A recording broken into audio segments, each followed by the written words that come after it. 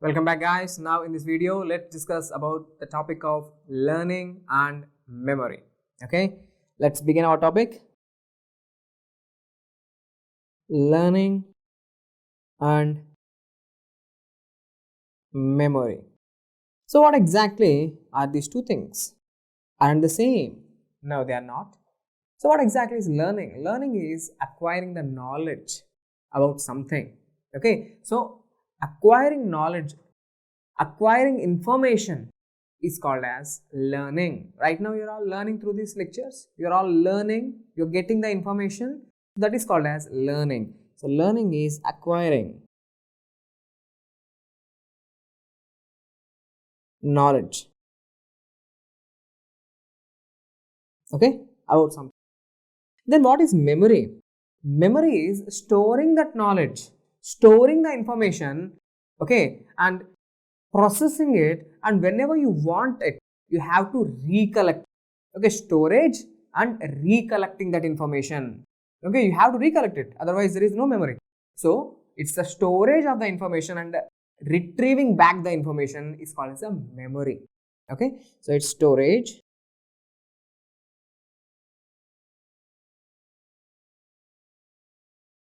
and recall. Okay, storage and recalling the information is your memory. Now first let's discuss what are the different types of memory. Okay, different types of memory. So let me write here types of memory based on the duration. Okay, actually the memory was classified into many different types which we are going to discuss. Based on the duration, the memory was divided into three types. Okay, simple classification I am talking about. First one is called as the working memory.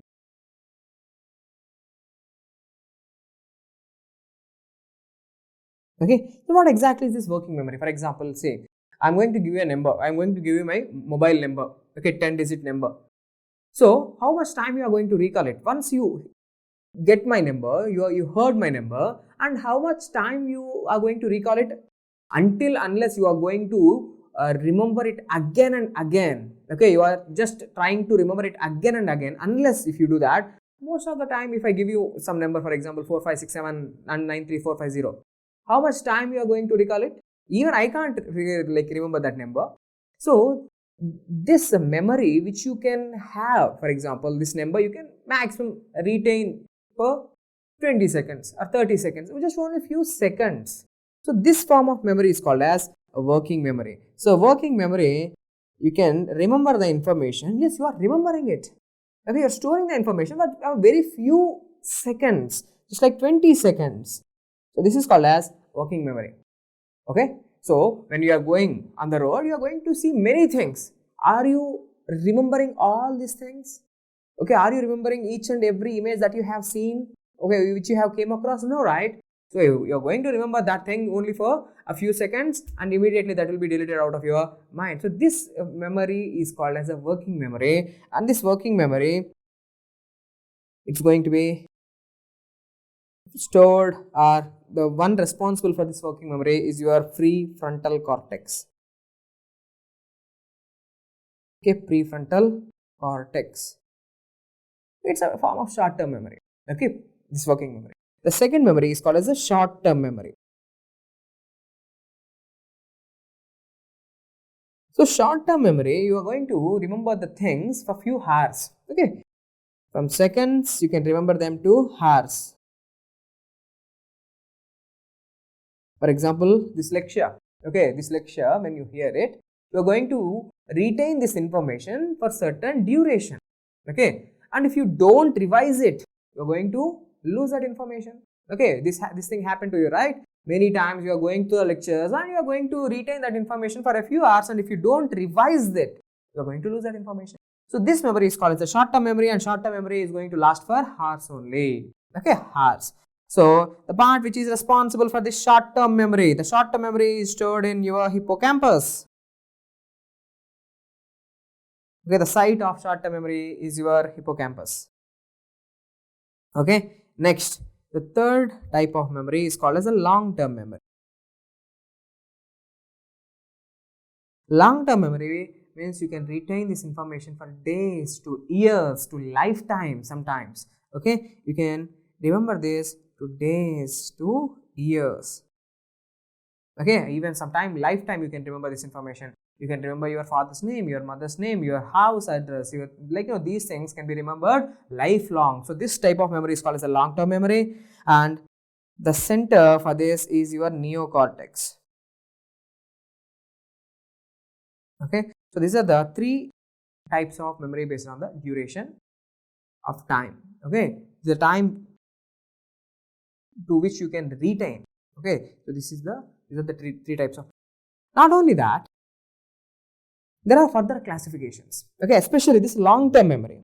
Okay, this long-term memory, it is further classified into two types. Okay, I am talking about the long-term memory. Okay, for your exams, this is what is important. Long-term memory.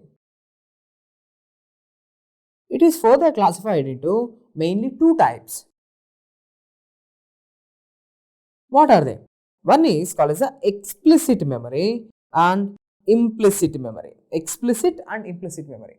See, I am going to show you many images, many paragraphs, because this actually topic itself is a little confusing, but don't worry, I will make sure that the topic will be easy for you. Okay, so let's go one by one. See, explicit memory. What is this explicit? Expressing kind of. Implicit memory. Okay, which you can't express, okay, things verbally. See, explicit memory, let's go through the definition. This explicit memory, just wait, yeah, on the other hand, is a conscious memory of facts and events. It's a memory of what? This explicit memory is the memory of facts. Facts, India capital, Delhi, New Delhi. Okay, it's a fact. So, it's going to immediately come like that. Okay, so it's a memory of facts and events. So, on my first birthday, what happened? On my 10th class graduation day, what happened? Okay, so it's the memory of the facts that you have learned, and the memory of the events, your personal events. What happened on your wedding day? What happened on your graduation day? What happened on a certain day in your life? So, this memory, it's a long-term memory. So, this memory of the facts and the memory of the events is called as explicit memory. Okay. For this type of, examples I will give you. For this type of explicit memory, you have to consciously think. Okay, a consciousness part is involved. So, conscious processing is involved in the explicit memory. Okay. So, you will understand later. We'll go little one by one. Okay. So, what I am telling you, explicit memory, it's a form of long-term memory. In explicit memory, conscious processing is required. You have to think while answering on particular day of your day. I am asking you. Okay, on particular day of your graduation, what happened? You have to think. A conscious processing should be happening at your hippocampus and medial temporal lobe. So, conscious processing is required on that particular day. What happened? Okay. So, that is explicit memory. But for implicit memory, later I will tell you, there is no requiring of conscious processing. Information is just going to come like that. Okay, we will discuss about that. See, examples of explicit memory, it includes you are remembering and recalling the memory of a person's name, okay, or the date of the historical event, okay, some historical person name or event. These are facts. Okay, explicit memory is also known as a declarative memory, because you can express this thing in the form of words. Verbally you can express this. Okay, capital of Egypt, capital of New York, or like, for example, you can express the answer verbally very easily. Okay, so this is what explicit memory, and I am telling you, for explicit memory what is required? Conscious processing is required. We will write that. Then what is implicit memory? See, implicit memory refers to unconscious memory that is built up through the habits and acquired skills. See, your habits, the memory which was developed, okay, the memory which was developed, which you have developed by the skills, like how to ride a motorbike. Okay, how to ride a motorbike. See, while you are riding a motorbike, that memory is there, that program is there, how to ride it. But for you to express it, how that memory is working, it's not that easy. Verbally, you can't express it. Okay, So how to ride? You can just ride it. How to ride a car? You are just shifting the gears and you are doing it. That memory was there. How to ride a car? Initially, you don't know how to ride a car. Okay, how to operate the brakes, how to operate the clutch, how to operate the gears. You don't have this memory. But with the time, with the habits, with time, you have acquired this memory. Okay, and you are doing it without even conscious while you are, first say for example, let me ask you, while you are riding a car, okay, while you are driving a car, are you consciously thinking how to put the brake, how to put the gears? No, you are not doing that. If you are a well experienced driver, you are not even going to think about it. You are going to ride very swiftly. Okay, because that memory is an implicit memory, not an explicit memory. Explicit memory means you have to think consciously for answering. Implicit memory doesn't require the conscious processing. Okay, so what is this? Let me highlight the important points. Say, it's a memory of facts and events. Explicit memory, it's a memory of facts and events. Implicit memory, you have developed it through the habits and skills. Okay, let's continue. Such as memory built on riding a bike, I have explained you. As a child, or the ability to type a keyboard. So you are typing it. Are you doing it consciously? No. If I say a word, you are going to immediately type it. You are doing chatting, guys. You are going to do the chatting with your fellow mates. So while you are doing that, are you consciously doing it? Where is A, where is Z, where is W, where is X? Are you doing that? No, it is happening like that. Okay. So that memory is the implicit memory which does not require any conscious processing. Okay, without even thinking. So this is a non-declarative memory. I am asking you, for example, you just tell me, where is the letter V in the keyboard? You can't tell it. Where is the letter W? Where is the letter P? You can't tell it. But when I give you, immediately your hands will go. Where is W, for example? You can do it. Okay, if I say the name Basim, you are going to immediately going to type where is W. So for expression, it is difficult, but it is there and it will help you in your day-to-day habits and day-to-day works. Okay, so this is your implicit memory. So it is a non-declarative memory. So from here, I want you to know, explicit memory is also called as declarative memory. Explicit memory is also called as what? Declarative memory. And implicit memory is called as non-declarative memory. MCQs. These are the MCQs. Okay, let me keep here. Because it is not something that can be easily verbalized. You can't easily put it into the words. Okay, so having said that, now let me show you. Look at here.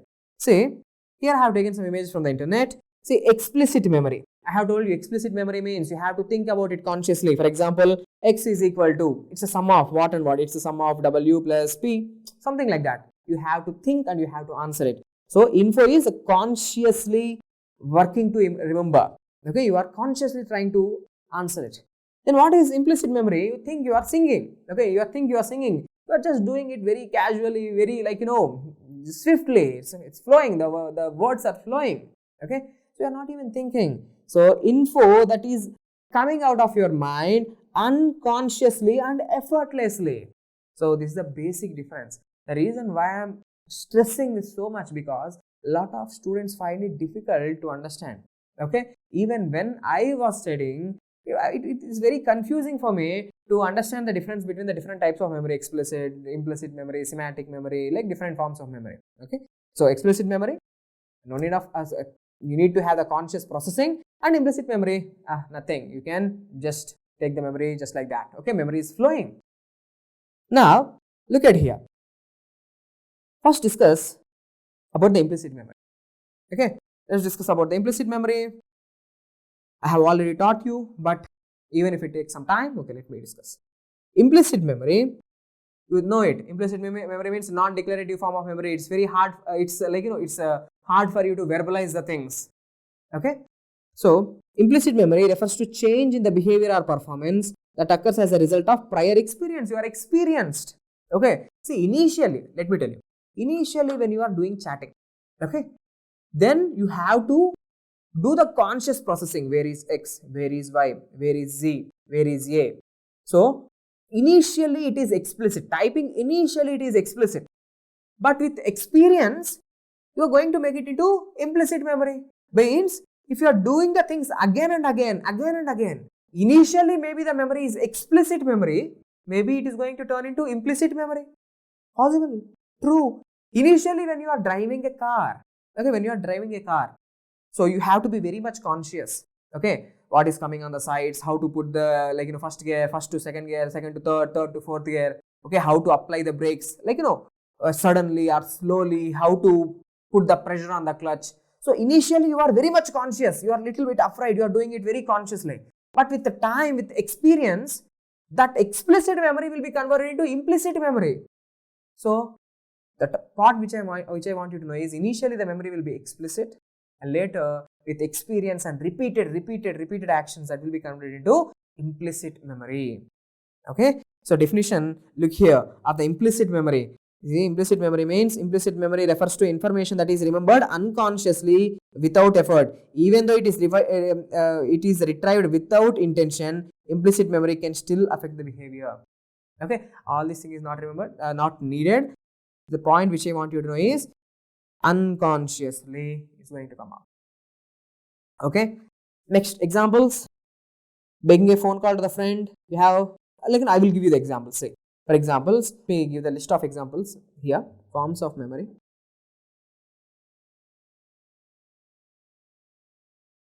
There are two forms of memory.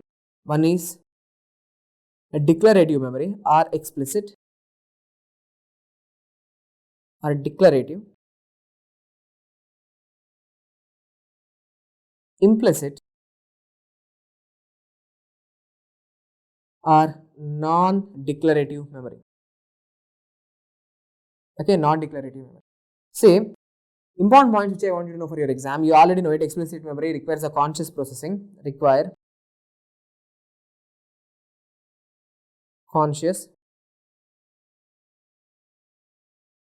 processing,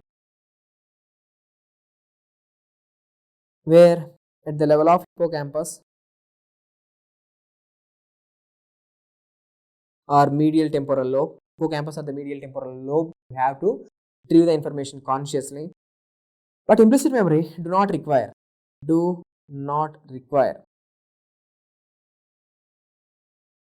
conscious processing at the level of hippocampus or medial temporal lobe. Then what are the examples? See, the examples for the implicit memory are important. Driving a car,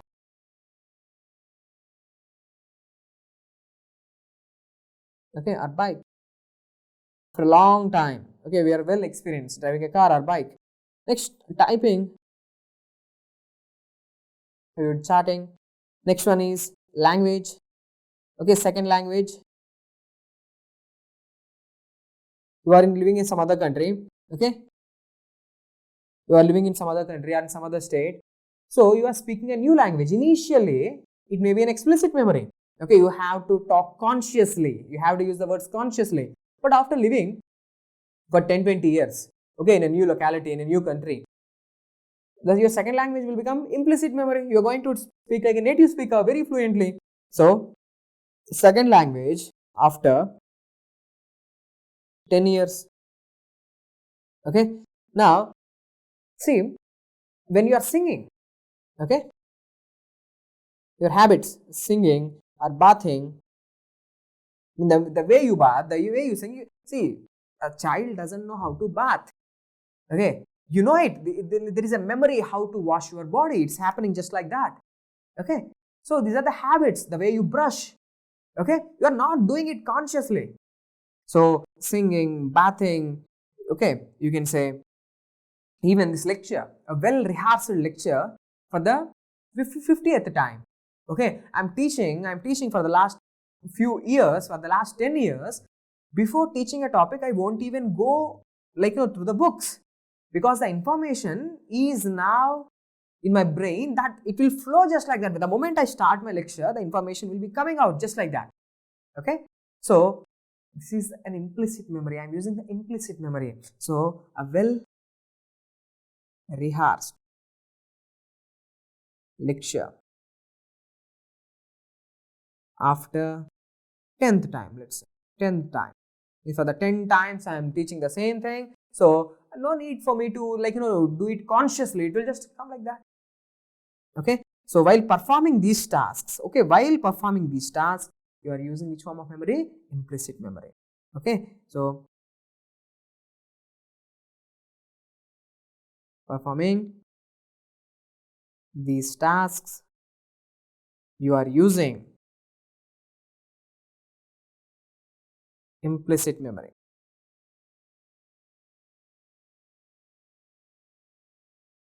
Okay, next important point which I want you to know is activities which are explicit initially.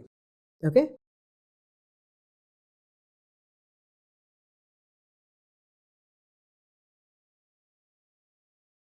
activities which are explicit initially but later can become implicit. Okay, for example, let's say learning first time. Learning first time. If you're learning first time how to drive a car, or how to talk a language, or how to use an instrument, then it will be explicit. Means you have to do the thing consciously, you have to get the information out of your brain from the hippocampus and medial temporal lobe consciously, but later it becomes implicit. Okay, now after this, look at here, I have already told you long-term memory was classified into explicit and implicit memory. Explicit memory means declarative, you can declare it, and implicit memory is a non-declarative. Explicit memory requires conscious recalling the events or recalling the things, and implicit memory is without conscious recall, it just flows like that. See, now let's discuss about the explicit memory. Explicit. Okay, later we'll discuss about the implicit. Explicit memory is further divided into semantic and episodic memory. Okay, semantic and episodic. I have told you what is explicit memory. Explicit memory is the memory of events and facts. It's a memory of events and facts. I have told you. Look here. Let's go to the definitions. Once look at the definition. Explicit memory, it's a memory of what? It's a memory of facts and events. Okay.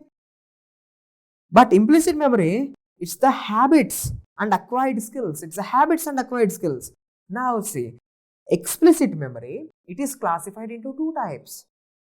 The information about the facts is called as semantic memory, and information about the events is called as episodic memory. Okay, so simple. Now, I'm asking you, what is the capital of India? New Delhi. Capital of so and so country. You are going to say so and so. Okay, it's a fact. It's going to come out of your brain by conscious thinking. You are thinking, what is the capital of Sri Lanka? What is the capital of so and so country? What is the capital of America? Okay, you are thinking, consciously thinking, and the information is going to come.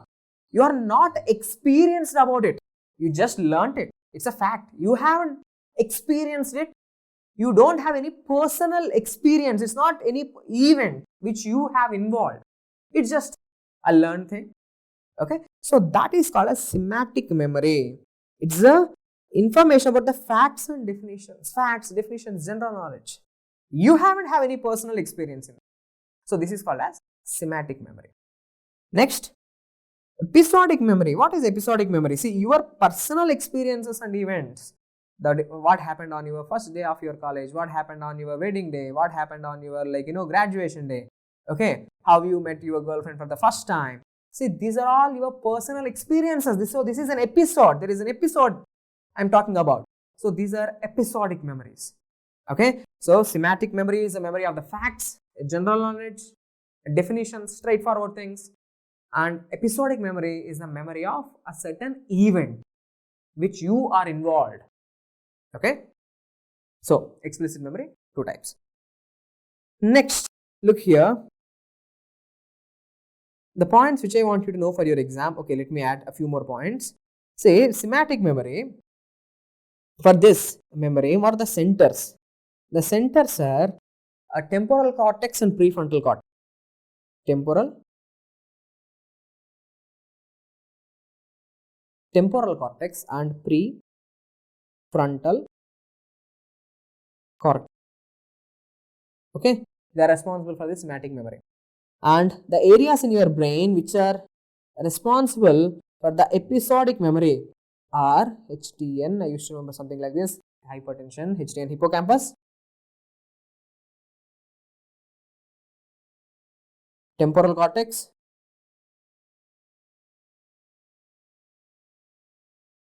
and neocortex. Okay, so these are some important MCQs which I want you to know for your exam. These are the questions already asked. Okay, so episodic memory is a type of explicit memory. Semantic memory is a type of explicit memory. Explicit memory requires conscious processing at the level of hippocampus and medial temporal lobe. For example, if I am talking about semantic memory is due to, or which center, what are the centers for the semantic memory? Simple: temporal cortex and prefrontal cortex. And episodic memory, hippocampus, temporal cortex and neocortex. Now let's go little bit in detail. Look here, I have told you long-term memory. Right now I am talking about the classification of what? Long-term memory. You know it. Long-term memory, I have classified it into declarative memory and non-declarative memory. Okay, declarative and non-declarative memory. Declarative memory is also called as explicit memory, and non-declarative memory is called as implicit memory. I have explained you that explicit memory, okay, explicit memory is of two types: semantic memory and episodic memory, and the centers also given, completed. Now let's talk about the implicit memory. Okay, chalo, let's discuss about implicit memory. The implicit memory was further divided into 4 types. Okay, procedural memory, which is needed for your exam, very much important. Next, priming. Okay, main important thing is the procedural memory. Okay, procedural memory. So procedural memory, associative memory, non-associative memory, and priming. These are the 4 types of implicit memory. First, let me discuss about the procedural memory. Okay, see, procedural memory, it's your skills and tasks. I have told you, implicit memory means which you can't recall them consciously. Okay, it happens, it flows, the memory flows, and you are doing the tasks. For example, see, how to do the somersaulting. Okay, you have that memory. How to ride a bike, how to ride a car, how to dance, how to like do some household chores. Like, you know, all these are the tasks, your skills. How to do, like, you know, chatting. See, these are all the skills which you have. See, that's why the procedural memory for some procedure. How to ride a bike, how to ride a car, or how to do the things. Okay, so it's a memory of skills and tasks. So from the beginning, I am telling you, say implicit memory. Yeah, I gave some examples also. Look, implicit, under the implicit memory, say I have told you, like driving a car, typing, like, you know, like speaking a language. See, this is driving a car. It's an example of implicit memory. But which type of implicit memory? Procedural memory. Typing, it's a task. It's a implicit memory. Which type of implicit memory? It's a procedural memory, because there is a procedure. Okay, physical thing. Physically, you are doing certain tasks, certain, like, you know, work. Okay, so that thing. Okay, tasks. So what are the areas which are responsible, okay, for this procedural memory? You require striatum and cerebellum.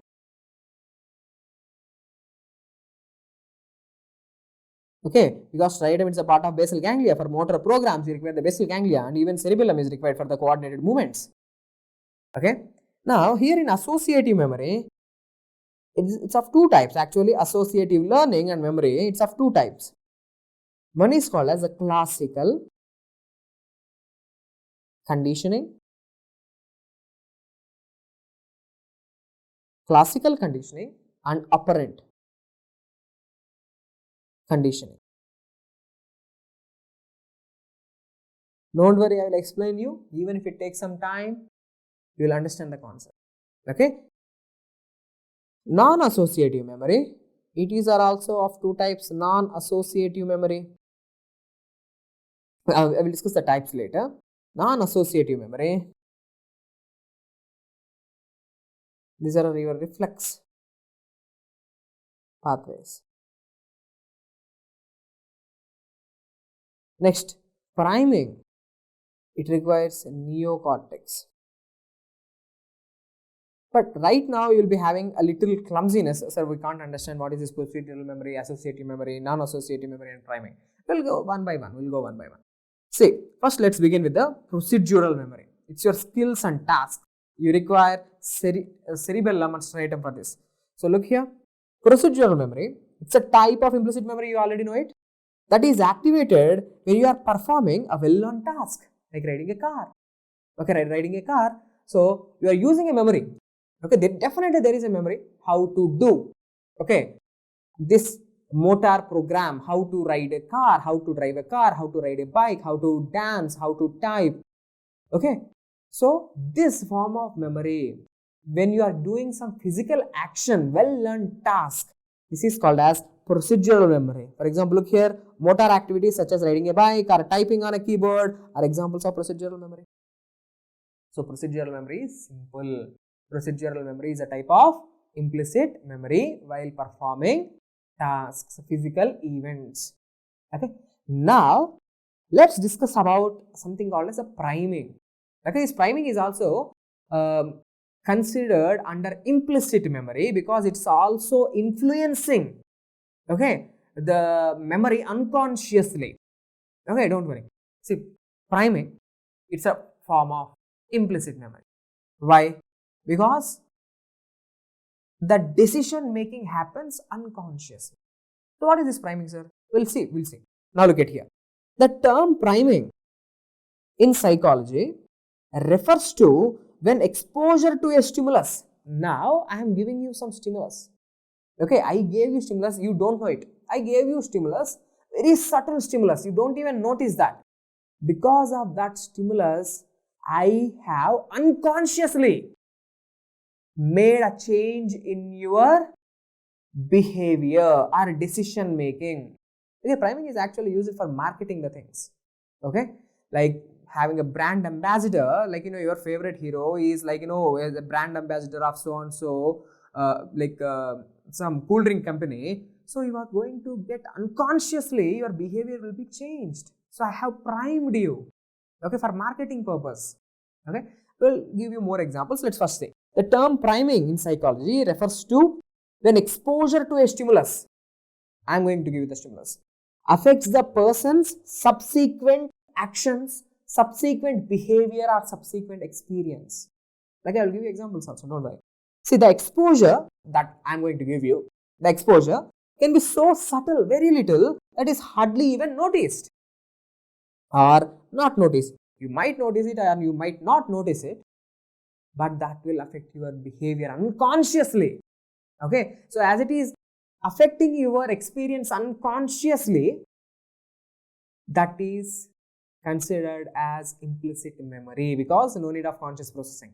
Okay, because the priming effects are outside the conscious awareness, it is considered as a manifestation of implicit memory. Okay, priming. See, there are different types of priming, many types of priming are there.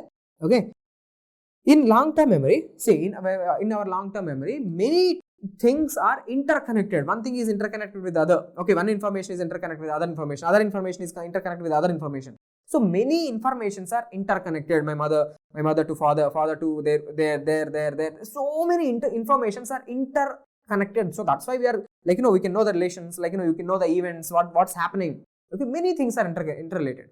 Okay, so in long-term memory, concepts are stored and interconnected. Concepts that are highly related have strong links to each other. Okay, concepts which are similar, they are highly interconnected when compared to a distant concept. Okay, see, for example, if I am talking about a physiology, okay, for example, I am talking about let's say cardiac action potentials. So the concepts of the heart, okay, all the concepts of the heart will be highly integrated, like action potential of SA node, action potential of AV node, action potentials of the Purkinje fibers.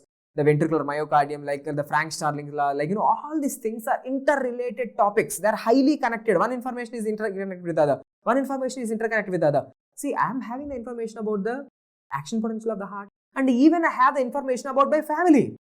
So these two are totally different things. They are not interconnected.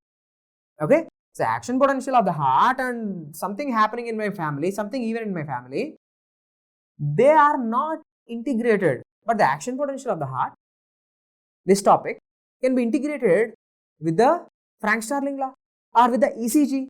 Means they are closely interconnected. That's what I am trying to put into your mind. See, in long-term memory, concepts are stored and interconnected. Concepts that are highly related have strong links each other. Okay. See, why you are teaching all these things? You will understand priming. Wait. See, priming of one concept. Okay, priming of one concept can increase the likelihood of other. Okay, related concept being activated as well. Means if you prime one concept,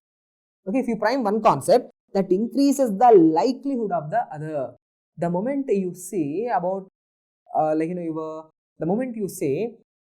your beloved hero, for example, let's say. Okay, now immediately you are going to think about his, he's a brand ambassador of so and so product. Okay, the moment you think about some hero, you are going to immediately think about, the cool drink in his hand. So marketing, you understood? So that's how marketing works. Now you're thinking about hero, immediately you are thinking about some other thing. Okay, so you are going to recollect about that cool drink, so you are going to buy it. Okay, kind of. So priming of one concept increases the likelihood of other. For example, say the word nurse.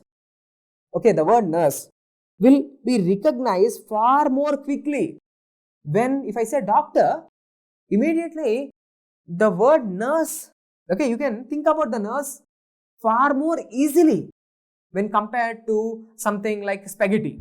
Okay, no one is going to think about spaghetti. If I say doctor, you might think about doctor, hospital, nurse, like injections, syringes. These things are going to be interconnected. These words, these concepts are highly interconnected when compared to something like totally Chinese noodles, which is not at all interconnected. Okay. So, for example, the word nurse will be recognized far more quickly after being exposed to the concept of doctor when compared to spaghetti. Okay, I will give you an example. Okay, you don't worry. Now, look at this. Let me show you. Look at here. You just try to say bread. Say with me, bread, juice. I'm talking about the food things, right? Bread. Tell me, bread, juice, milk. What is this? What are you going to fill here? Soup. Okay, soup. You're going to fill here soup. So bread, juice, milk, soup. So first I'm priming here. Okay, I'm just priming. See, the moment you see here, all these things, food. Okay, bread, juice, milk, and soup. Now, look here, towel. Say with me, towel, shower, shampoo, and soap. Now, here these are the two same things. Here also SO-P. SO-P. See, first I have primed. Okay, what I have done here? First I have primed because of giving this food information. Now you are going to think about something food. Soup. You haven't said soap. Some of you might have said it, but bread, juice, milk, soup. Here the same thing, same, but now here you are saying soup. Because initially I have primed. This is the initial stimulus. For example, let me show you colors. What are these things? Colors. Okay. Now, after seeing this image, okay, I'm just asking you, just fill it. Okay, just fill it. Fill it. Now, what are you going to fill it? GREEN. Why haven't you filled it? Why haven't you filled it? Great. Now I am asking you, see, most of you have did GREEN. Why you did GREN? Why haven't you done GRAP? Because I have primed you. Okay, by showing the color, now one concept is activated, one memory is activated. Colors, red, green, blue, yellow, orange. So immediately that I have influenced your behavior. That is the concept of priming which I have done unconsciously. You haven't even done any conscious processing. Immediately after saying this is green. Why haven't you said grape? Because I have primed you. This is the initial stimulus. So that's our entire concept of priming. See, again, look at the priming definition. Priming, the term priming in psychology refers to when exposure to a stimulus affects the person's subsequent experience. I have shown you color. That's why you have filled it green, not grape. If I would have shown you apple, banana and some other things, you would have said grape, not green. Okay, so that's how priming works, which is it's coming under unconscious domain. That's why we are keeping it at a implicit. Okay, it's a implicit memory. Okay, next. After this, let's discuss about two things are completed. One is procedural memory is completed. Next one is priming is completed. Procedural and priming is completed. Now we are going to discuss about associative learning and memory, associative learning and associative memory, and non-associative learning and non-associative memory. Okay, I'll be using the same things: associative learning, associative memory, same thing. Okay. Now, let me explain you what is associative memory. It's a learning the relationship between two pieces of information. Associating. I'm doing the association. So let me write here associative learning. First, easy thing. Learning. First you will learn and later you will store the information. Learning, later memory. Learning relationship between two pieces of information. Okay, learning the relationship between what? Two pieces of information. For example, let's see. Here, it's like same definition, but little technical terms. Okay, associative learning defines a learning situation. Your learning situation when two stimuli becomes linked. You are linking two stimulus. Okay, the elements of one stimulus then becomes associated with the second stimulus. Initially, actually, there are two stimulus which are not at all related with each other. Okay, there are two stimulus, not at all related, but you are associating them and learning, which changes your behavior. Okay, so that is called as associative learning and memory. Now, look at here. Associative learning occurs when two stimuli are paired, means you are taking two different stimuli which are not at all related to each other and you are pairing them.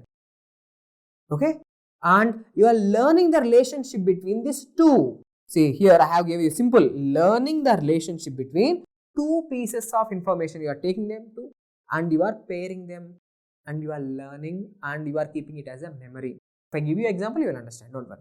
Okay, so that see associative learning occurs. Okay, when two stimuli are paired, so that the second stimulus is associated with the same events and situations as the first stimulus. Okay, little hard, right? But look at this. You know this experiment. Okay, classical conditioning. The first example I am giving you. Under associative learning, two things are there. Under associative learning, there is a classical conditioning and apparent conditioning. Don't forget, here I have written associative learning or associative memory. So, of two types, classical conditioning, apparent. What is classical conditioning? The famous experiments, Pavlov's experiment. You know it? The Russian scientist Pavlov. What he did, see stimulus number one, first stimulus. The first stimulus is unconditioned stimulus. Let's take it as an unconditioned stimulus, which means when you show this bowel with the food, okay, there is a ball with the food, what the dog is going to do? The dog is going to be very happy. The dog is going to start the salivation. The dog is going to give salivation. This is unconditioned response. Okay, you haven't done any condition. There is no classical condition, nothing. This is an innate reflex. The moment you see the food, you are going to salivate. Even you do this. Okay. Now, what I have told you, what is classical conditioning? Okay, the birds, the animals, even we learn the things and we memorize the things. What we are doing, see, this Pavlov, what he did, he is going to ring this bell. Okay, when he rang this bell, this is the second stimulus, which is a neutral stimulus. Okay, see, when you rang a bell in front of a dog, do you think it's going to show any response to you? There is no response, no salivation, nothing. Okay, why the hell he will salivate for the bell sound? No, nothing. So here I am giving you two stimulus. Stimulus number one is the food, which is a unconditioned stimulus. You haven't conditioned dog, it's going to show the response. Okay, it's an unconditioned response, unconditioned unconditioned stimulus, unconditioned response. Now, look, what you are doing for many times, what you are doing is you are pairing these two stimulus. First, what you have to do is, first you have to give the neutral stimulus. First, that's the important. First, you have to give neutral stimulus. Okay, means are the conditioned stimulus you have to say. Okay, conditioned stimulus you have to give, followed by food. This is unconditioned stimulus. So first conditioned stimulus, unconditioned stimulus. Now you have to do it on a regular basis for a few days. Okay, so first rang the bell and later give the food. Rang the bell, later give the food. Now what this dog will do? The dog is going to salivate. Okay, dog is salivating because of the food. Okay, this is also not classical conditioning. Now classical condition, see, after conditioning for few days, what happens? Now you just ring the bell. Now what happened? Now the dog, even without food, it will salivate. Means the dog learned the information between the two things. At the moment he will give the bell, he is going to give the food. Now the dog learned this thing and memorized this thing. Okay, which is coming automatically. Unconsciously it is doing it. Unconsciously. So this is a form of implicit memory. Okay, unconsciously it is doing it. It's not a motor task. There is no priming over here. Just you have fused, you have paired two stimulus. One is a neutral stimulus with the unconditioned stimulus. Neutral stimulus beginning, first you have to give the neutral stimulus, later the unconditioned stimulus. So with this the dog will learn. Okay, and its behavior is altered, its behavior is changed. Just with the neutral stimulus, the dog is going to salivate. So this is called as classical conditioning. So what is classical conditioning? Learning the information between learning the relationship between two pieces of information or two stimulus. Relationship means the moment he will give the bell, the dog is going to, the moment he will give the bell, he is going to give the food. So first neutral stimulus, unconditioned stimulus. Okay, dog learns and memorizes. This is called as a classical conditioning. Okay, the famous example is Pavlov's experiment. Okay. Next, let's discuss about operant conditioning. Okay, operant conditioning. So what exactly is this operant conditioning? This is also associative learning. Okay, operant condition comes also under associative learning. So what is this operant conditioning? Here, let me write for easy understanding.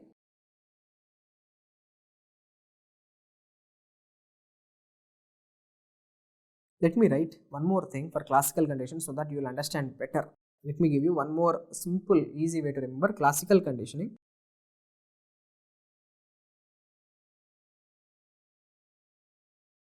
Okay, classical conditioning. When we learn, okay, what you are doing when, here for example like dog, when we learn that stimulus predict another stimulus. Okay, this is a better definition, easiest definition. So classical condition, here the dog is predicting one stimulus is going to give rise to another stimulus. One stimulus is going to give rise to another stimulus. It's a predicting. See, when we learn that stimulus predict the other stimulus, that is the classical conditioning. Actually, this associative learning, I have told you, associative learning, it's a relationship between two pieces of information. Okay, first example is a classical learning. In classical learning, I am telling you one stimulus predicts other stimulus. Then what is operant conditioning? let me write here, operant conditioning when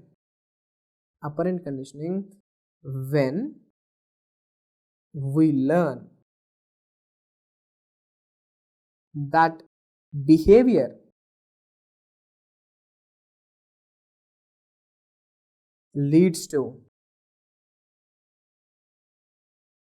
certain outcomes or consequences. Okay, see, operant conditioning is your behavior, you are operating, you are doing it. Operant conditioning means, say, your behavior will lead to some consequence. For example, imagine yourself a small boy. Okay, yourself a small boy. If you are doing something wrong, your behavior, okay, you have done something wrong. For example, imagine yourself as a 10-year-old boy. You have done something wrong. Definitely you are going to get punishment as a consequence. Okay, so that you won't do it again. Okay, so imagine yourself, you are playing in dirt, or you are just keeping your hand in some switchboard. Okay, immediately what will happen? Your mom is going to come and she is going to bash you. Okay, she is going to beat you. So now from the next time, will you do that behavior? No, you won't. You are not going to do that thing. So you have learnt and memorized. From next time, you are not going to do that. So this is called as operant conditioning. Okay, here there is no association between the two stimulus. This is not classical conditioning. Here I am not associating here, or I should say here I am not pairing two stimulus. There is no, of course, operant conditioning is a type of associative learning. What is I am associating here? Associating behavior with the consequence. My behavior will lead to some outcome. Maybe it's a good outcome, maybe it's a bad outcome. For example, let's say, imagine I'm going to get a good rank. Okay, I'm going to get a good marks in an exam. What my parents are going to do? They are going to take me to movie. They are going to take me to some park. So I'm going to get a reward. Okay, rewarding. So doing good things are going to give me the reward. Doing bad things, I'm going to get punishment. So my behavior will lead to the consequence. I will learn and I have to do good things. So that I will get pleasure, I will get the reward. Big bad things is going to put me into trouble, getting punishment. So I won't do the bad things, I will always try to do the good things. Actually, this is the animal behavior. Animals behave like this. Let me show you the examples also. Operant conditioning, see, look at here. Operant conditioning explains how people and animals, how we have developed, how we learned the things. How people and animals develop learning responses through the repetition and reinforcements and punishments. Okay. Key concept, see, okay, I will directly give you the examples. This example is called as Skinner's experiment. Okay. Skinner's experiment. Now, in the Skinner's experiment, look here, this scientist, he kept a mouse in a box. He just took a box and he just kept a mouse in this box.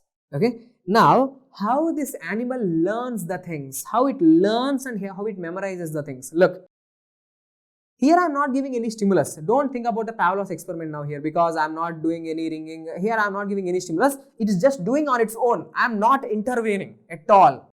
That mouse is going to do something and it's going to get some consequences, either punishment or either reward. Now, here the scientist kept two buttons, green and red. You know, green is something good, red is something like danger, right?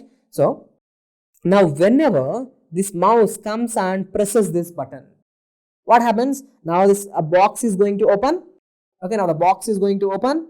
Now food is going to come, so the mouse is going to get reward. So what this mouse will do? From next time, the mouse will try to go and just press the green button so that it is getting reward. So this behavior will be reinforced. Okay, reinforced, strengthened. It will try to do it again and again so that it's getting pleasure, reward. Okay. Now, what happens? When it tries to touch this red button, immediately it's going to get a shock. It's going to get a shock from this. Okay, from this rod here, it's going to get a shock. So what this mouse will do, it's going to develop, or I should not touch this red button. I'm getting shock. I'm getting punishment. So it learned and memorizes the thing. So it will never do this. It's not going to do this. Okay. So this will be reinforced. It's going to touch the green button so that it will be rewarded. So that will be reinforced. This behavior, one behavior will be reinforced, strengthened. The other behavior will be vanished. It's not going to do that. So this form of memory we do, like, no, it's unconsciously. It's not doing it consciously. Okay. So this behavior, what I have discussed here, is called as operant conditioning. It's a form of learning. First, actually, the mouse learned, and that will be registered in its mind, like, as a long-term memory. Subconsciously, it is registered. Okay. So this is operant conditioning. So tell me what I have discussed so far. I have discussed that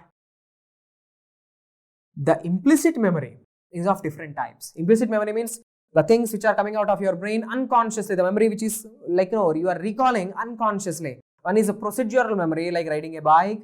Priming. Okay, priming, if I prime you, your behavior will be changed, your actions will be changed, your experiences will be changed. That is also unconscious. Okay.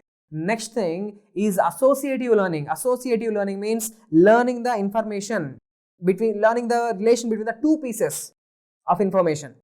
Okay, one is called as a classical conditioning. In classical conditioning, you have learned the relationship between the two stimulus. Okay, two stimulus. That is classical conditioning. Example, Pavlov's experiment. And operant conditioning, here what happened? You have learned that your behavior, you are associating your behavior with the consequences. Your behavior will lead to the consequences. Okay, the positive behaviors will be reinforced, and the punishments, whenever you are getting punishment, that behavior will be vanished. Okay, so operant conditioning, a few more examples. Look, so when you see this doggy, when it tries to look cute, okay, when it acts cute, its behavior, it's going to get pet, it's going to get petted. Okay, so you're going to take it to your hands and you're going to just rub on its belly so that it's getting pleasure. It's very nice and comfort. It's feeling nice, happy, comfort, warmth. Okay, so when it's going to put some nonsense, okay, when it's going to poop on the rug, okay, so then immediately it will be scolded. Okay, so you are going to scold it. When it's going to mess in your, it's going to create a mess in your house, so we are going to scold it. From next time, the dog will learn, I shouldn't do this.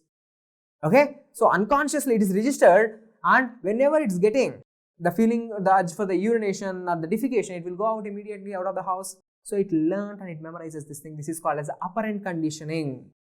Okay, behavior leading to changes in the consequences, behavior and consequences. So operant conditioning also completed. Now let's discuss about non-associative learning.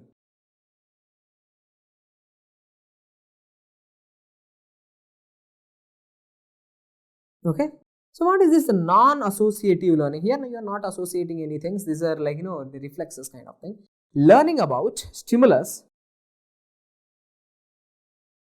Learning about a stimulus means you are learning about a stimulus, whether it's a good stimulus or bad stimulus. Okay, learning about a stimulus such as sight or sound in external world. Okay, you are learning about a single stimulus. Okay, you are not associating your behavior, you are not thinking about the consequences, nothing. It's not associative. Okay, you are learning about a particular stimulus. Is it a good stimulus, bad stimulus? How you are going to respond? Okay, say for example, it's of two types. Non-associative learning, it's of two types. One is habituation.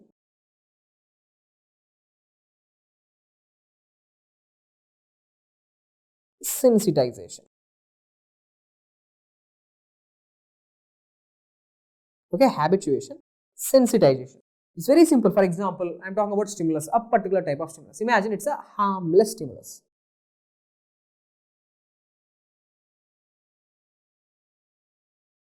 It is repeated. Harmless stimulus repeated again and again. Okay, so you are going to get habituated to it. Okay, so your response is going to be decreased to that stimulus. Okay, for example, let's say initially maybe the response will be more, later you are habituated to it. For example, let me give you my real life experience. I am living in an area which is very close to the railway station. Okay, so the trains are going to make a lot of noise. So when I started to live in this area, initially that sound, okay, is going to wake me up. Okay, I used to wake up. But after a few days, first of all, it's a non-harmful stimulus. It's going to make a sound.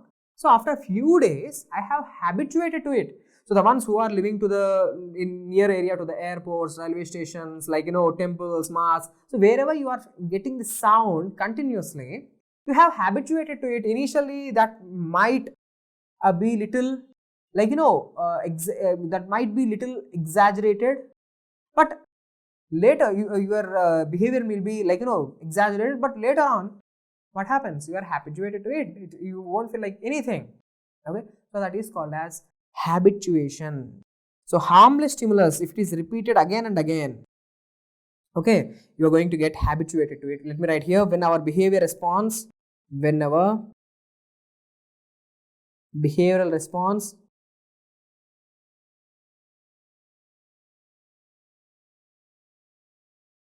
okay, when our behavioral response to stimulus is decreased, okay, your behavioral response to the stimulus is decreased. I have told you initially my response is more. I used to wake up and I used to what is this, where is this sound coming from? But later my response is decreased. I have habituated, this is nothing, this is a harmless stimulus.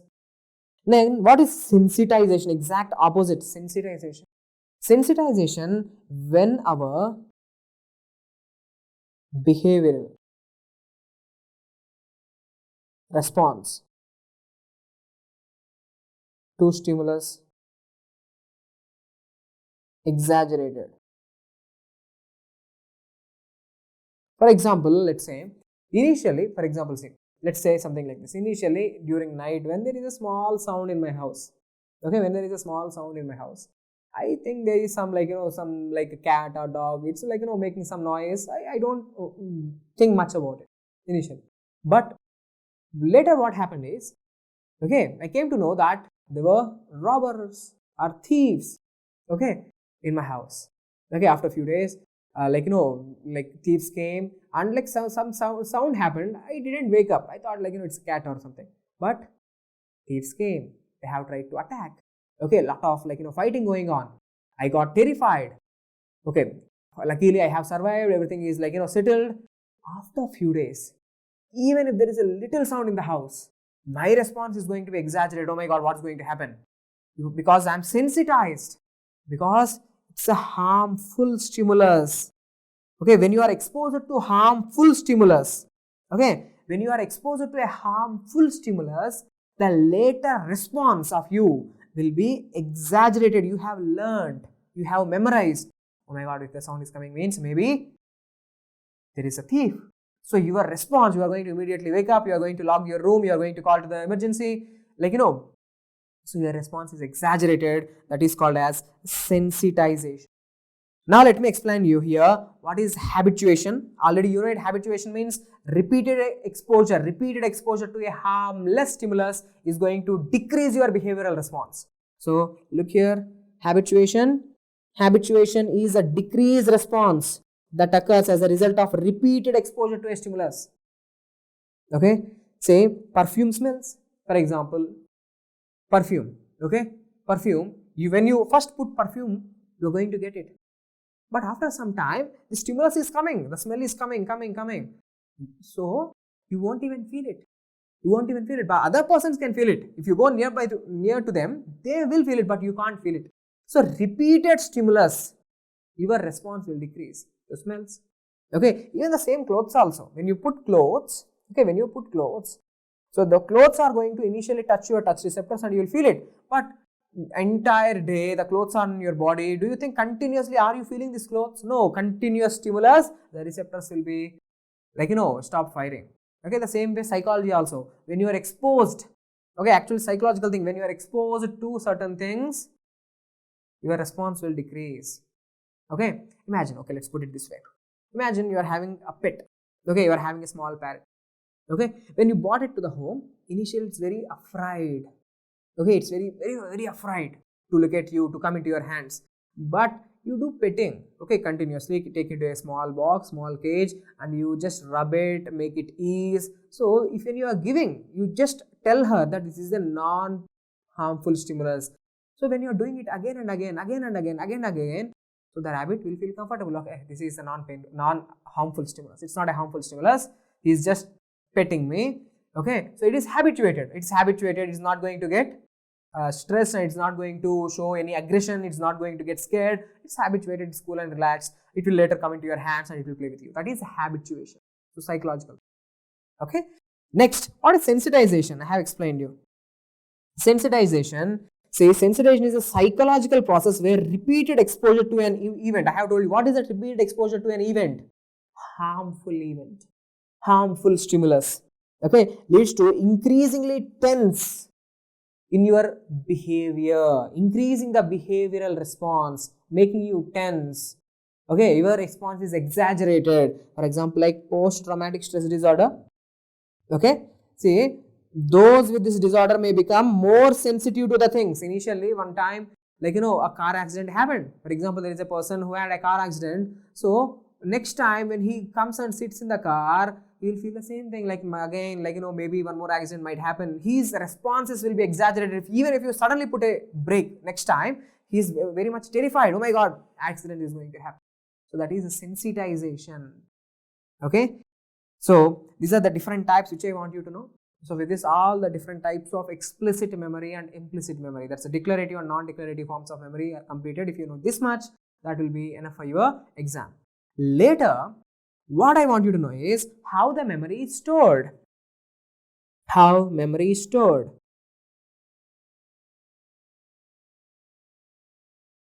Okay, how memory is stored. See, memory is stored. One answer which I want you to know is that is synaptic plasticity. Synaptic plasticity. See, it's not memory is going to be stored in some cell. Okay, so memory is not going to be stored in a particular cell. There are no memory cells. It's the synapse between the neurons.